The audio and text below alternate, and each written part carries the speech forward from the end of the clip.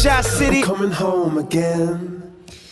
Good evening, dear listeners of Radio Van. We're here on this Friday night and with our English-speaking show, Homesick at Home. And I'm Ina MK. Tonight, I'm the only host here since Steven Oxner, my faithful friend and co-host, is in Moscow. Hello, Steven. But I'm pretty sure that he's now homesick for Armenia. Steven, you better be homesick. But tonight, I'm not alone here in the studio. We have a very interesting multi-profile, multi-talented person, Vahe Baloulian. Good evening, Vahe. Good evening. How do you feel tonight? Wonderful. Did you manage to feel comfortable here? I'm always comfortable. Great. Nice to hear you tonight. Thanks for accepting our invite in this short notice. Thank you. The pleasure is mine. And I've heard that a lot of things about you from Shushanik, and now I finally see you in person. And we're going to try to discover the person of you tonight, besides the things that you do. And we always try to invite people who somehow know what it's like to miss home while you're already home. Let's start from your background. You were born in Yerevan, right? Yes. What comes next? What brought you to America, and hold the story? We had a really interesting conversation before our show. So my story probably doesn't differ from stories of many people who were born in Yerevan in those years. And actually, I was born and raised in Yerevan. I went to school here, had a pretty happy childhood in a very nice family. But in 1988, I graduated. I studied a little bit in Russia, and then I moved to Armenia because of family circumstances. And I graduated from Polytechnic Institute here. Mm-hmm. And then I was taken to army. I didn't go to army. I'm very precise with this expression. I was taken to army. Oh. So when people say, "Did you go to army?" I said, "No, I didn't go. I was taken." It's the same with university. I never studied in university. I just attended. During my time in army, earthquake in Gyumri happened in Spitak. Mm-hmm. And upon my return, I decided to give a couple of years to the zone and go and work there in construction and just add my own cents into rebuilding of the area. So during this time, and then my plan was to go to Moscow and study filmmaking in the famous GIK. That's genetic. My father also wanted to be a filmmaker. He wrote a script, but he never got to it. So I went the same way. But Russia didn't work out for me in a sense that Soviet Union collapsed and Russia became a foreign country.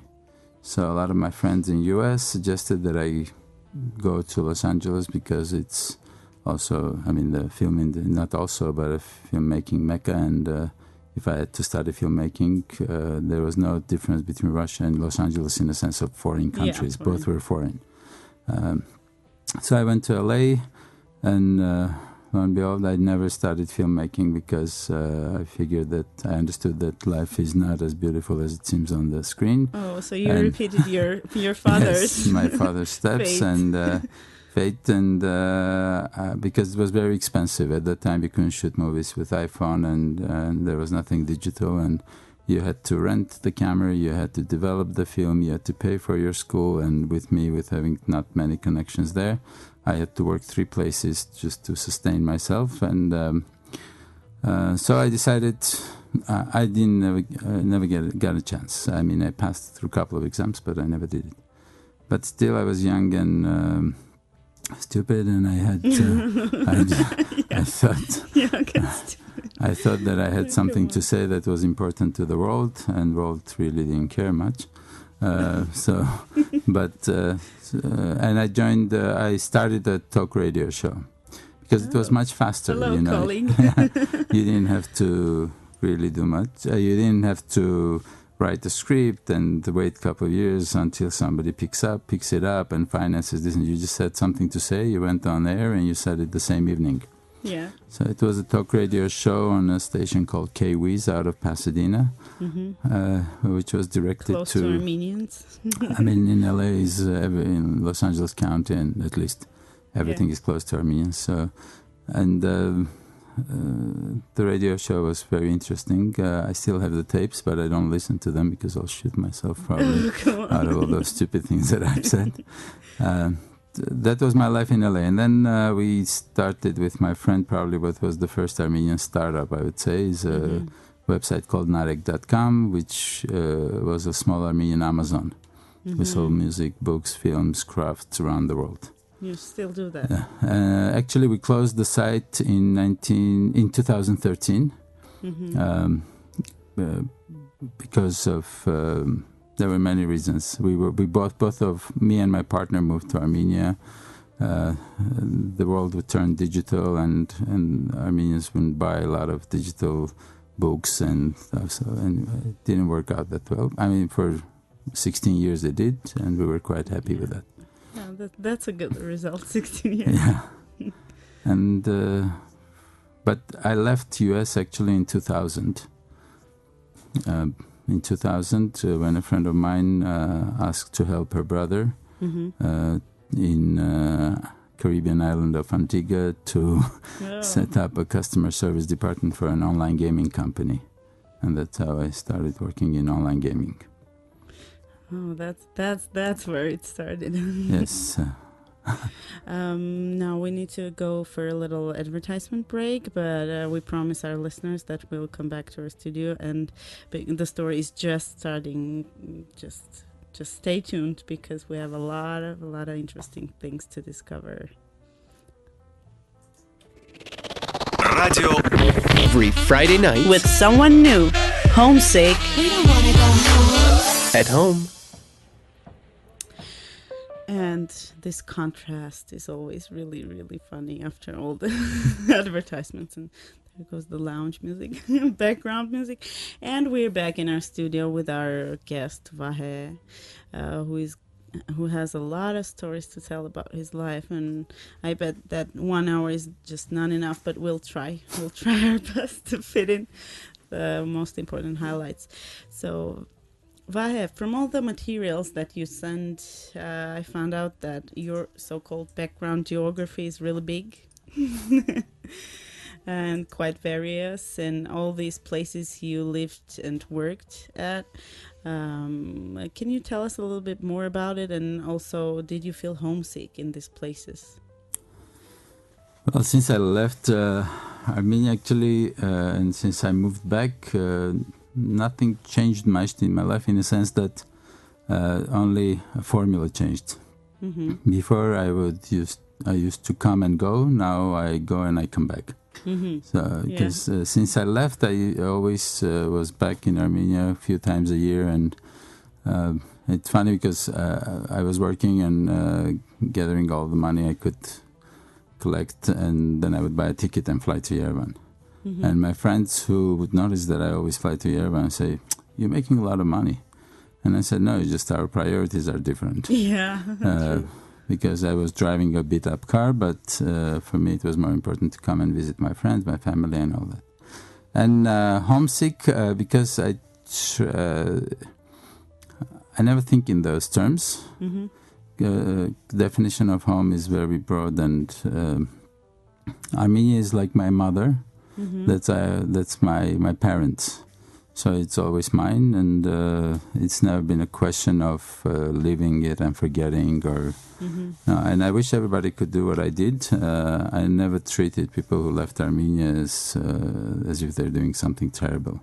It's a great opportunity to go explore the world and see new stuff, and expand your horizons and learn things. I think the learning is the most important thing that I learned. Yeah. I learned that I have to learn things, and I always even say about the company now, I wear two hats. One is Bet Construct, the technology company that was born and nurtured in Armenia, as I told you.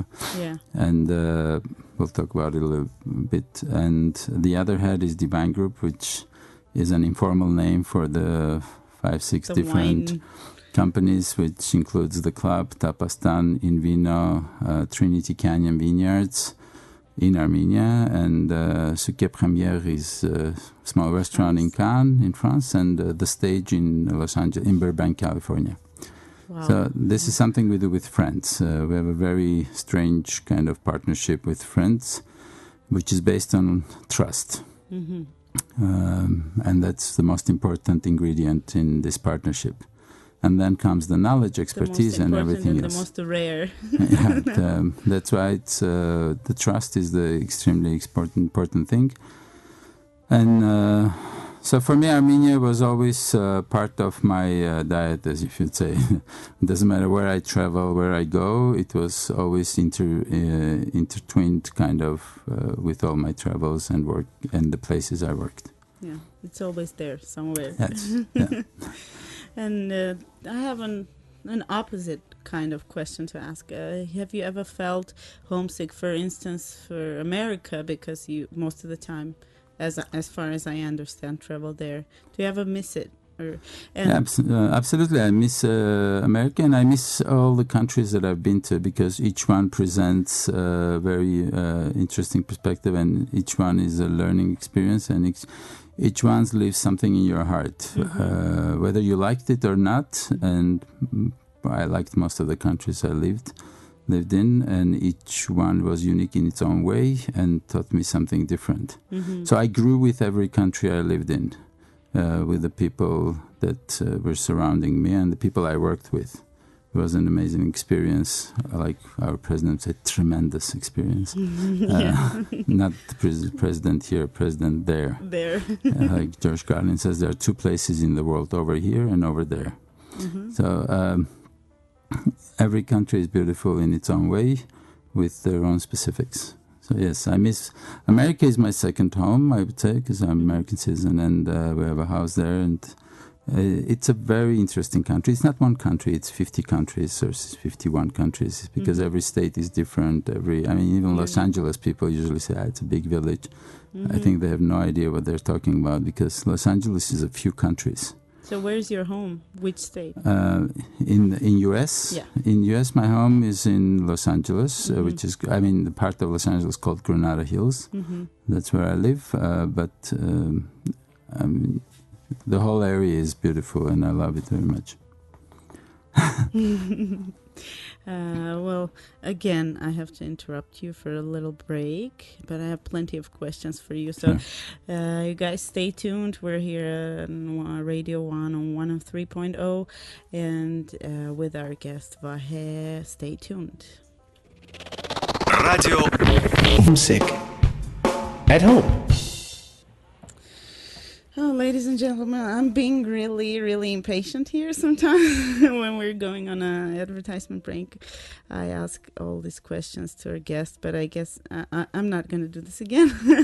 I'll try to do it on air. So tonight we're speaking with Vahe Baloulian, and he has a lot to tell about his life and his experience. And one of the things we spoke previously was about home.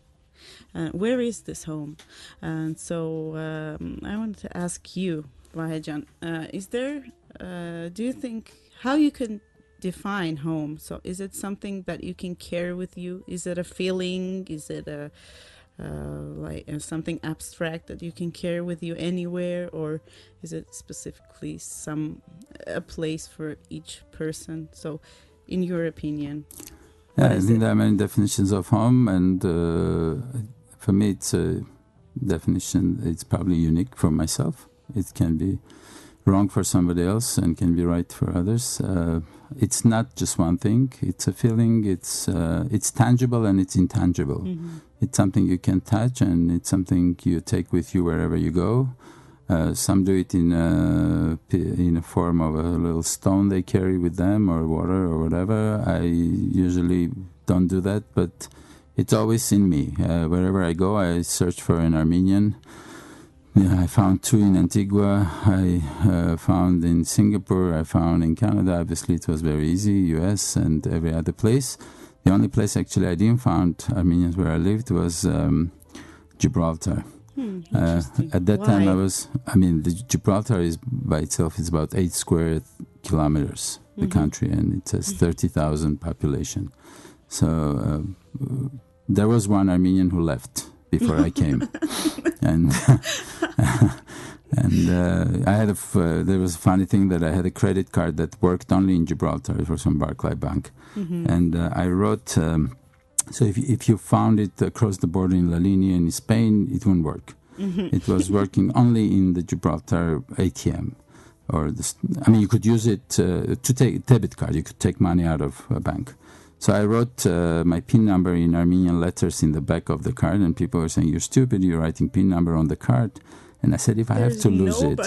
No, I said, if I have to lose it, and it has to be found, and the person who finds it is Armenian, bless him. Bless him. Let him use it. I don't want to... So it was... but it's a true story. My PIN code was written in Armenian on my card. So home is something I learned, the definition of home, there are many, and one of them I learned from Arsine Khanjan, the Canadian actress. They were screening a movie at the club many years ago, and we became, we talked a lot. I can't say we became friends because probably she will see and not recognize me today, but we spent a lot of time talking and conversing and discussing things, and she was presenting the movies. And one day I took her to her hotel, what is currently a Royal Tulip. Yeah. And she said that this is the first time they brought their son with them to Armenia. I think he was 13 years old at the time, she said. And I asked her, how is he taking this trip? And she taught me something that I always used later on, anytime somebody was coming first time to Armenia or after a long, long period. She said, we told them that, we traveled around the world with you, you've seen many places, and you were justified in deciding it's a good place, bad place, this is good, this is bad. Where we're going now, there is no such definition, it's yours. No discussions. No, it's not the discussions you can discuss, you can complain, you can do whatever. But it's not an issue, it's not a good place, I don't like it, I'm leaving. Yeah. So the way I interpret it for me is that the home is like your mother or father. And if they're sick, you're not going to your dad and saying, Mom is sick, can you get me another mom? Or, let's go live with another woman until this one gets better. So you kind of feel that way. And I had a conversation with a friend of mine in Barcelona who lives there, is an artist, and he said, I hope one day Armenia will change in a way that we can all go back. And I said, I hope, to me it's a little different, I hope Armenia will become a place where we don't feel guilty when we leave it. So it's, you don't feel... Nice. You don't feel... The French people, when they leave France, because they want to experience US or Canada or whatever, they don't have this feeling of guilt, that they're leaving your sick mother behind, or sick father behind. For me, it's always this feeling when I leave Armenia. Although I don't leave it forever, I go and I come back, but... Every time I'm, looking back, like I had to be there and do something, and I'm going. So I hope that they will come, because it's we're in a very ridiculous situation. We live in a country that is arguably has 3 million population. I say arguably because if you go to take any cab, they will tell you it's 2, and another cab will take 1 million. And I jokingly always say it's almost the same number of people in average Chinese supermarket. But realistically, jokes aside, it's a small part of Los Angeles or Moscow or any big metropolitan, capital or city or whatever. It's a village in China or in India. And people talk about corruption, this and that. Obviously, it exists. Otherwise, the government wouldn't fight it for 25 years, which they say they do. Fight it for 25 years. Fight it, you can say. But I don't. The corruption aside, there's a lot of incompetence. And when you look around, I don't know about the current prime minister. We'll see what he will do, but I don't pin my hopes a lot on. When the system doesn't change, nothing changes. But there is a lot of incompetence. And if the people were competent, Armenians are very busy people. We're restless. We can't sit still. We're like bees. Hardworking. And we're very accommodating. In a bad area, we become bad. In a good area, we become good. So we try to find our place in every area where we live. That's why if we're in a good environment in Armenia, it flourishes. If you're in a bad environment, you try to fit in. Fit in is the word. Yeah. I wish we could translate the word Yolaganal. Yolaganal, and also we're fitting in. We like to fit in. Yeah, and we do our best when we fit in. So that's why anywhere in the world, and I'm not exaggerating, anywhere in the world where I met people who knew Armenians, 99.999% of the time, it was a great experience. People would say, where are you from? I say, Armenia. Oh, Armenian, oh, my neighbor, oh, my friend, oh, my classmate, oh, my schoolmate, or whatever. And it's always positive. You didn't live in Russia, did you? I actually lived in Russia, but at that time I was in army in Russia and I was a student in Russia. But it was Soviet Union, so there was no... in Russia too, there are a lot of Russian people. Yeah, I tried to joke.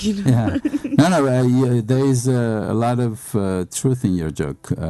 I agree, and it's not only in Russia. There are a lot of situations now with the current wave of immigration in Europe, where a lot of crime and stuff. But those Armenians who try to really make a living and make an honest living, most of the time they prosper. Mm-hmm. So if you give the same freedom to prosper in Armenia, and that's freedom to prosper, Armenia will prosper, regardless of all the geopolitical situations, regardless of what's happening on the borders. I mean, it will prosper, and our adversaries will not even think of trying to make any attempt. When they know that inside is sick, then they have hope. When they know inside is strong, I mean, we always say they're stupid, but they're not. So they know what's good for them. No, they know what's good for them. So if they know they're going to be hurt, they're not going to touch it. So that's it's kind of a broad definition of what home is for me, but this always that's how I feel. You seem to create your own little Armenia everywhere you go, like you said, even in Antigua. We also say that wherever two Armenians meet, they create their own Armenia. Their own little Armenia. So where do you think this need come from? Why? Because we don't notice these things in a lot of foreigners. Do you agree? In smaller nations, you do. Nations that need to survive, you do. I worked a lot with Israelis, and Israelis always tell me that, if we were like Armenians, we would be a lot more powerful, and if we supported each other, we would be a lot more powerful. And whenever I say that, people laugh at me and say, "You're making it up." And yesterday at the club, or a couple of days ago at the club, there was an event where my friend Tovakim, he wrote a book about wine history of Armenian winemaking. And there was another winemaker there, Varujan, who produces Vanardi, and we were discussing. And so when I told this story, he said, "You just took words out of my mouth." He said, "I had the same experience, and people don't believe that Israelis would say that, Jews would say that." Yeah, and, I heard the opposite. Yeah, and I was telling my Jewish friends that, it's funny because we say the opposite. We say if we were like Jews and we would support each other. But then I stop and I look back and I see that everywhere I see an Armenian business, they always employ Armenians. In U.S. at least. You always, I look at BedConstruct. I mean, we have 14 offices around the world, and I'm talking offices and these are working offices, not just, it's not a legal name in some books and a non-existent virtual office. I mean, we have designers, developers, salespeople, customer service in Peru, in Montevideo, in Los Angeles, in Cape Town, in Taiwan, in Paris, in Malta, in London, in Kiev, in literally around the world, with exception of Australia. And most of these places have Armenian employees. whether it's a person who went from here or it's an Armenian we found in those countries. I don't know, there's some kind of thing that when you meet an Armenian, it's like you met somebody from your family. Yeah. And you hear Armenian language, you turn around and say, oh, yes? Oh, yes. And, as if it could be not. But so it's a family. It's a family with all its minuses and pluses, with all its negatives and positives, with all its difficulties and issues and everything that's happening in the family, good family, bad family, but we're a family. I think that's why. Speaking about Bed Construct, can you please tell us more about it? Because Bed Construct is a unique company which I love very much, because it's a company that actually did what every other company should have done and can do. With Bed Construct, I say that when people tell you something is impossible, tell them Bed Construct. Impossible is an opinion; it's not a fact. It's a temporary thing. If people say something impossible, Bed Construct was born and raised in Armenia, nurtured in Armenia, and it became a global company with a global recognition in the gaming industry. It has an amazing reputation around the world, and I travel around a lot. I speak at the conferences. I spend 200 days on the road every year outside of Armenia. And there is not one place where people wouldn't come and say we love your company or it's good company. Even the competitors, they acknowledge the power of Bed Construct. And it's amazing when you imagine that all this was created in Armenia, in Gorbetka, although we're moving now to Nork, where we have an amazing new office. And it's all created by the people who probably never even stepped out of Armenia. And they created the technology that is being used by, National Lottery of Bulgaria, or largest Belgian gaming company, or all over the world. There are so many people are employed. More than 300. And 300 companies use our technology. We're licensed in UK, in Malta, now we're getting our French license. We're certified in Spain, in Romania, we're getting a license in Nevada. And so it's really global footprint, and about 1,400 people are employed. That means there are so many people who are not leaving Armenia, and their families are not leaving Armenia because they get some livable wage.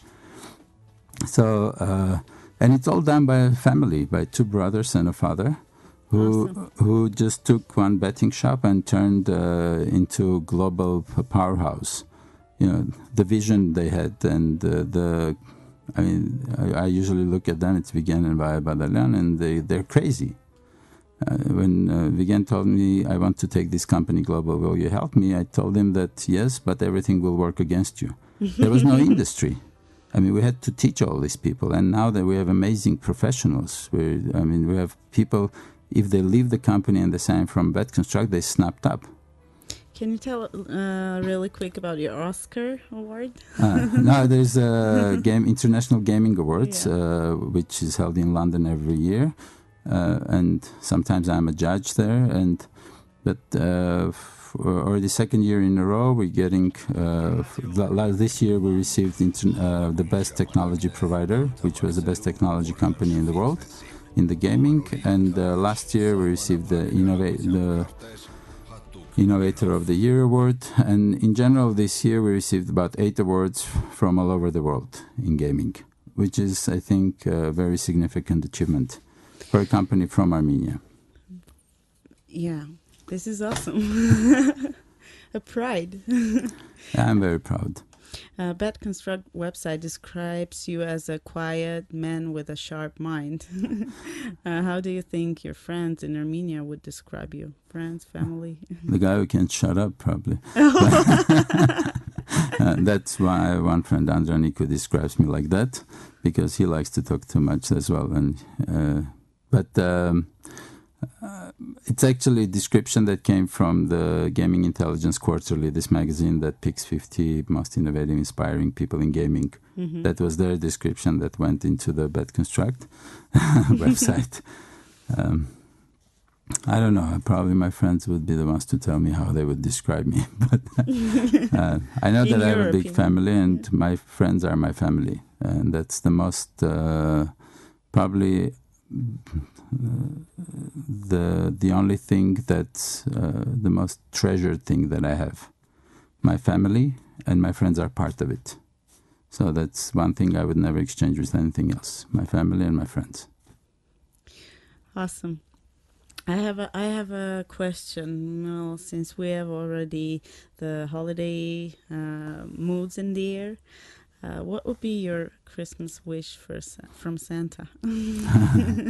I learned that, they say I'm not a genius, but they say the difference between genius, or I say at least, the genius and the fool is that genius doesn't expect anything from anyone, and fool always expects something from somebody.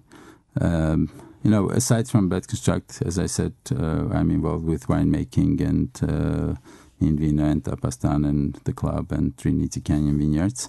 So I wish that it's a very, very, very not banal, but very down-to-earth wish.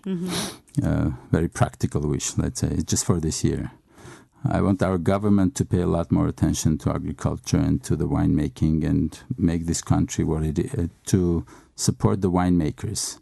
We produce wine that we sell in US, in France, in Canada, in UK, in Sweden, in Benelux, and it's a very small quantity. It's called 6100 because that's the age of the world's most ancient wine-producing facility, and half of the population doesn't even know that in Armenia exists already one cave where they found the world's most ancient wine-producing site.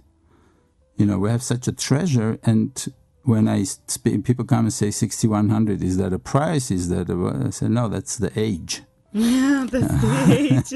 And the age that's how long we've been making wine in this country. And I wish that government would pay a lot more attention to this, because this is an amazing export opportunity. And this is a wonderful opportunity to support villages and agriculture and the people who grow the grapes. And because wine is not just the drink. We're exporting wine. We're exporting our philosophy, our history, our culture. We show who we are.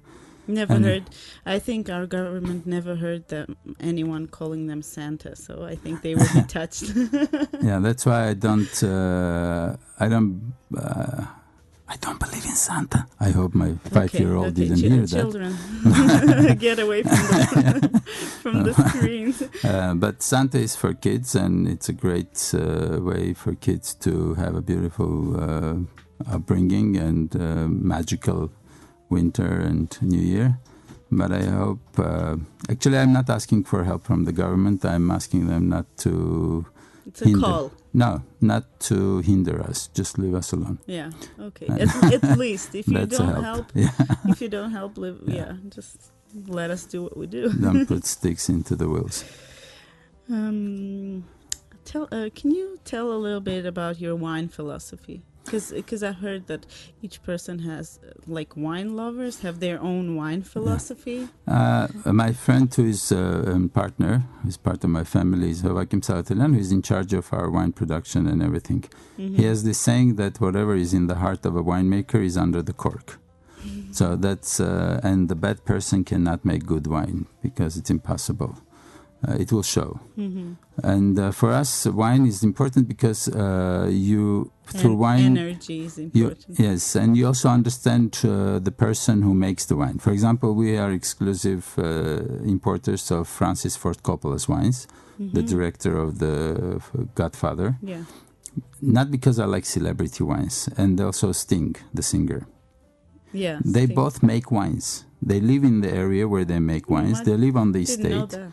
Yeah, Coppola, after The Godfather, he moved his family to Napa Valley. He bought one of the oldest wineries in Napa Valley, and that's where his kids grew up. That's where Sophia grew up. That's where everyone else grew up, and they're involved in production and everything. And that's why, because we know his movies, we know what he does, and now I want to see how these movies are reflected in his wine. Same is with Sting. We're bringing his wine to Armenia, and because we know his songs, we love it or we hate it, doesn't matter. Through them, we know the person. And I want to know another aspect of this person, another the way side he of tastes. it. Yes. So to say. But for example, I would never bring wine by celebrity who just sold his name and stick it on the bottle just because he's famous. I don't care. It's the family No, it's an aspect. issue that I already know his songs, and now he's involved in making this wine. And Sting is saying that, it's very money-consuming thing, and I don't mind giving a couple of more concerts to support my winery. So it's that much they're involved. Priority. And when you're at the Coppola's place, you ask, why is this way? Why is that way? Or the answer always is, Francis wants it this way. That's his involvement in it. And if we have a moment, I'll tell you a very short story about how we got into this Coppola thing. When I was traveling the Coppola has two wineries. One is three wineries, actually. But the Francis Ford Coppola winery is in Sonoma County. And we wanted to, with my friend Andronik, who runs the club and the restaurants, so we always go and try to find good, interesting restaurants to develop our knowledge of what's happening in the restaurant industry. And the Coppola has a restaurant in the winery which is called Rustic. And the Rustic has a menu, obviously. And in the menu on the website, you can see it. But in the real menu, there is a small section that says Francis's favorites. And in this section, the first item is lamb in Armenian way with pomegranate juice, which was made by his friend Armen Balyant, Armenuhi Balyant probably, but they call her Armen Balyant, which was a San Francisco restaurateur who closed, the restaurant is closed. Madame Bali restaurant was closed already, she passed away, unfortunately. But she was an amazing woman who also was supportive of arts. She helped Baryshnikov, she helped Nureyev, she was like patron for them. When I told the friend who runs a very good sandwich place in San Francisco, La Regency, and he has a house in Yerevan as well, Paul and Ani, I told him about this story, and he said, you know what, I worked for Madame Bali. And he said she was a crazy woman who helped so many Armenians because her restaurant was across the immigration court. And when the judges were coming to restaurant, she would say, this is a good kid. Can you do something for him? And she was this amazing spirit that, in San Francisco, Armenian woman whose customers were George Lucas, Coppola, and many other people. So when she passed away, Coppola took this one item from her restaurant and made it his favorite piece in Rustic. And that was the Armenian connection. I don't believe in accidents, actually. I think I don't everything. Either. Yes, everything is for a reason. For a reason. And there is a reason that now we need to go for a little break. And we're gonna come back have a little last time chat with Vahe, and this is a bummer because this is how it happens. A lot of questions to ask and to still hanging in short time. Stay tuned, guys. This is Homesick at Home, and we still have like 8 minutes, so don't go away. Радио Ван. Реклама на Радио Ван. Нас слушают дерзкие. Volmont խանութսրահը համալրվել է ինքնատիպ զարդերի նոր տեսականիով։ Ընդգծեք ձեր նուրբ ճաշակը, ձեռք բերեք ամանորյա նվերներ Volmont զարդերի խանութսրահից 20-ից 30% տոնական զեղչով։ Volmont Թումանյան 40, Երևան Մոլ եւ Dalma Garden Mall։ Для рекламы звоните 540002. Ina, Yes, Steven. I want to go home. Բայց արա դու տանն ես. So bring me home. I am? This is my favorite jingle. And time flew by so fast, and on this Friday night, and I hope that we had a lot of people listening to this show, this episode on www.radiovan.fm and also 103.0 radio tuners, because we had a really, really interesting guest tonight whom we don't want to let go. But is there, Vahe, is there something you really want to talk about that we missed, or is there something you would like to say? Because I have plenty of stuff to ask you about, so I guess I won't. I'll let you to decide. I mean, there's A few years ago, I found this thing that they do in Japan, which is called pechakucha. Pechakucha means chit-chat. Chit-chat, yeah. And there's an architectural company that had a place like the club, and they invited some creative people to talk about their ideas, and they figured that when creative people talk about their ideas, they don't give up the microphone, and it takes a very long time. So they created this format where you have 20 slides, 20 seconds with each slide. You have 400 seconds to speak about anything. Mm-hmm. And this was very good and interesting idea, and I licensed it from them. It's free. It's a non-profit thing. You don't make money. You cannot sell the tickets, and we used to close the club, like the restaurant. Open mic? It's not an open mic. They would have to apply and say, I want to speak at the Pechakucha. And there is one coming up soon, which I'm not running anymore because I'm always out of the country. So other people asked me if I could surrender it to them, and I was happy to do it. So the idea wouldn't die. Mm-hmm. And during these Pechakucha things, people would come and talk about anything. Why I love walking under the rain in Yerevan, doesn't matter. And suddenly it turned into more social kind of thing. People were talking about the army, you couldn't talk about politics. Mm-hmm. I mean, you could come and say, my party invented this very specific way of doing things. You could talk. You couldn't come and say, my party is the best.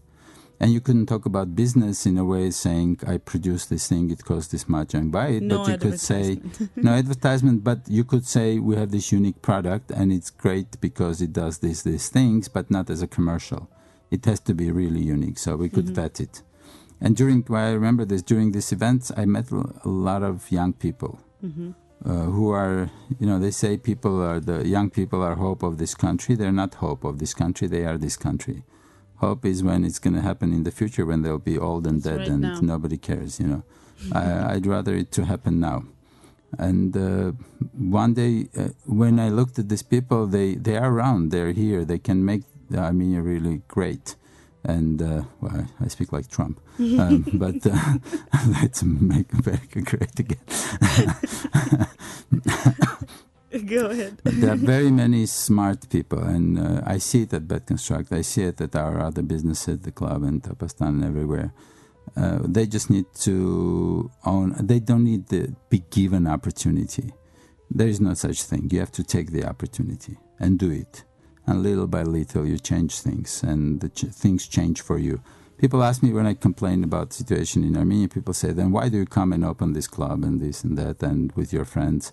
And I say, because, for example, in Vino and Tapastan, the club we opened because at that time there was crazy. There were either too bad or too good places, elitar places and very cheap places where it's impossible to eat anything. So we said the creative people or the intelligentsias, we say, need a place where they can go comfortably and they don't feel like when somebody opens the door they have to put some money in his pocket or they have to really dress up and all that. That's why the club. We never meant to have a restaurant at the club. It's a very interesting story for everyone because everyone is surprised how come. Mm-hmm. It was supposed to sell tapas and crepes and just have a place where people hang out. That's why we never have a problem with closing the restaurant and running an event. Mm-hmm. It always happens. You can come into the club and there is no place to eat. Rare there is no place to eat because one is a wine area, some presentation, and there is a book presentation, and there is a Bard club is singing there, and it's a crazy place. So what I wanted to achieve is that to create places where I would go, and if people are staying in Armenia, they're not living in Armenia, so they would have a great places to go. And people come and say, how come you don't open many in Vinos? That wasn't the idea. Vino is an educational project for us. Mm-hmm. We wanted to teach people that wine is good and you can drink wine instead of vodka and become human again. Yeah, you don't have to get drunk. Yeah, and people say, what's the difference? I say, when you propose to your girlfriend, you don't say with vodka, will you marry me? And you do it with wine, if you have to do it with alcohol. And I'm happy to see a lot of wine places opening up in Armenia. And the culture changing. And I'm happy to be one of the first guys who did that with my friends. But, motivated. Because I don't drink vodka, so it's a very egoistic thing. And, I can drink only wine. And I see sometimes one of the best things are born from egos. yeah, ego. Yeah. No, I think people are egoists in general. It's just yeah. some people feel good by doing good things, and some people feel good by doing bad things. And those who do bad things are in minority. Otherwise, you wouldn't be able to walk the street. It's just sometimes this minority has more power than the majority, and that's the sad part of our country. But in general, I am very optimistic. I can see, I'm a pessimistic optimist. I see things are bad, but I hope they will be better. I have one last question to ask you. What if there was somebody told you that you have one last day to spend in Armenia? In Armenia or yeah. in general? No, just in Armenia. What would I do? Last day. What would you do? I would shoot the guy. Who told me. Okay. I'm satisfied. No more questions. And okay, that was a short one, so I guess I have some time for another one. One thing I can say that I believe that we don't, and that applies to Armenia and to US and to any country that I lived in, and I play from there, I dance from that. That's my starting point. I know that we don't have any rights, but we have privileges. Mm-hmm. I have a privilege to open a shop because tomorrow it can be closed. I have a privilege to be here because you wouldn't let me be here if I had the right. And rights cannot be taken away. And privileges can be taken away, and there is almost nothing that can be taken away. So when people understand that I teach my employees or my colleagues and my friends, not teach but share my opinion with them, that if all we have is privileges, then we build it in our business case and life case, and we dance from there.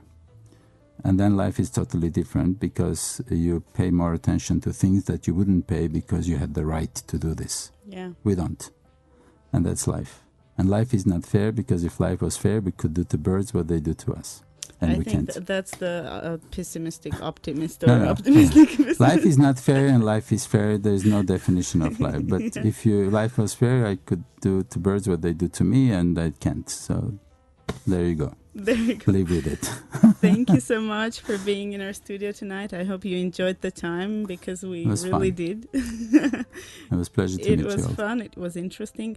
And I think I'm going to quote you, especially the part where you said, we hope that you hope that Armenia will become a place where you don't feel guilty to live. You're welcome. Thanks for listening, for being with us tonight on 103.0 Radio Van. We'll be with you next Friday with a holiday episode. Stay safe. Have a great